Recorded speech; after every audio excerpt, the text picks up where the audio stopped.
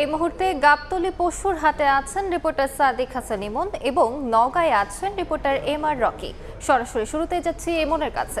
ইমন, ঢাকায় আনুষ্ঠানিকভাবে পশু বিক্রির হাটের আজকে দ্বিতীয় দিনে চলছে বেচাকেনা। আমি আছি গাবতলী হাটে। গতকালকে বেচাকেনা হয়েছে, যথেষ্ট সন্তুষ্টি প্রকাশ করেছেন এখানকার ক্রেতা বিক্রেতারা। তারপরে আমরা তাদের সাথে কথা বলে জানতে পেরেছি যে আগামী দিনগুলোতে আরও বাড়বে। আর আজকে যদি বলি, সকাল থেকে যতই সময় গড়াচ্ছে ততই কিন্তু জমে উঠছে পশু বেচা বিক্রির হাট। গাবতলী হাটে বিক্রি হচ্ছে গরু, ছাগল, ভেড়া, দুম্বা, উট এবং নানান প্রজাতির পশু।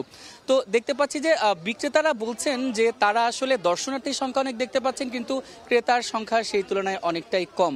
আমরা ক্রেতাদের সঙ্গে কথা বলেছি, তারা বলেছেন যে শুরুর দিকে আসলে বিক্রেতারা বিভিন্ন রকমের দাম হাঁকেন এবং তারা প্রথমে এসে বাজার বিশ্লেষণ করেন। তারা বোঝার চেষ্টা করেন আসলে বাজারে কেমন দাম দরে তারা বিক্রি করবেন এবং বাজেটের সঙ্গে তারা কোন পশুটি কিনতে পারেন।